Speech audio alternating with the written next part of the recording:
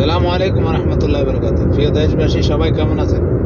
ভাই, ডাক্তারদেরকে উদ্দেশ্য করে বলতেছি, আপনারা যদি সেবা বন্ধ করে দেন তাহলে দেশের সাধারণ মানুষ যারা অন্যায় করছে তাদের প্রতি আপনি যদি বিচারের জন্য দাবি করেন, তাহলে যারা অন্যায় করে না, যারা নির্দোষ, যারা আম পাবলিক, তাদের কি অবস্থা হবে? আপনারা অতি শীঘ্রই ডিউটিতে জয়েন দেন। অন্য মানুষ যারা অন্যায় করছে তাদের বিচার অবশ্যই আইন শৃঙ্খলা বাহিনী আছে, তারা অবশ্যই তাদেরকে অ্যারেস্ট করবে, গ্রেফতার করবে এবং কি তাদেরকে সাজার আয়ত্তে নিয়ে আসবে। আপনারা ডিউটিতে জয়েন দেন, আর সাধারণ মানুষের আপনারা সেবা দান করেন। কারণ আপনারা যদি সেবা না দেন তাহলে কি সেবা দেবে? মানুষের জীবন মরণ এখন আপনাদের হাতে নির্ভর করতেছে। ছোট মোটো দু একটা ঘটনাটা ঘটেই, সেই জন্য আপনারা তো আর এই দেশের জনগণ সবার 18 কোটি মানুষের আপনারা সাজা দিতে পারবেন না। কারণ যে কয়েকজনে অন্যায় করছে তাদেরকে তো অবশ্যই সাজা দেবে। ভাই প্লিজ, আপনারা এরকম না করে, স্ট্রাইক না করে আপনারা ডিউটিতে জয়েন দেন। ডিউটিতে জয়েন দিয়ে সাধারণ মানুষের সেবা করেন, কারণ অন্যায়কারীর বিচার অবশ্যই করবে বাংলাদেশ সরকার।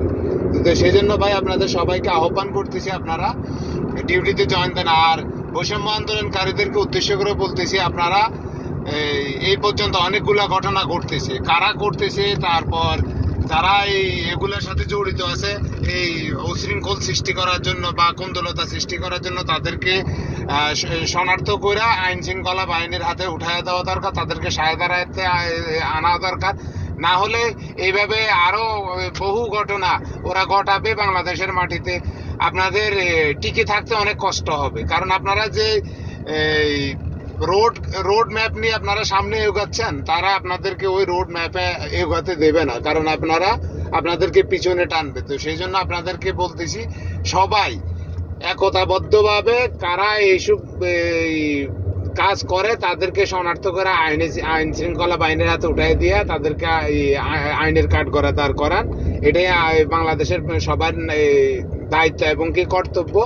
ভাই, ছোট মোটো ঘটনা হবেই, কারণ একটা ফ্যামিলিতে থাকলে ঝগড়াঝাটি হয়, হয়, তারপরে এগুলা ম্যানেজ করে নিতে হয়। তো ওইরকম একটা বাংলাদেশ, কারণে অনেক কিছুই ঘটবে। তো আপনারা যদি আগে থেকে যদি সচ্ছল না হন বা সচেতন না হন, এরকম ঘটনা ভাই আরো ঘটবে।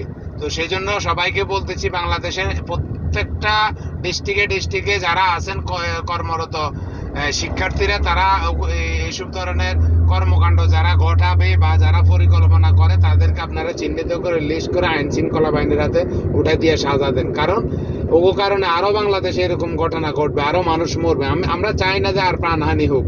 প্লিজ আপনাদের সবার কাছে অনুরোধ, আমরা আর প্রাণহানি চাই না। ওকে, ভালো থাকবেন, আল্লাহ হাফেজ। আর যদি কথাগুলো ভালো লাগে শেয়ার করবেন এবং কি ডুয়েট করবেন। আর প্রধান উপদেষ্টার কাছে আমার নিউজটা যাতে পৌঁছায় সে উপলক্ষে আপনারা কাজ করবেন। সবাইকে ধন্যবাদ।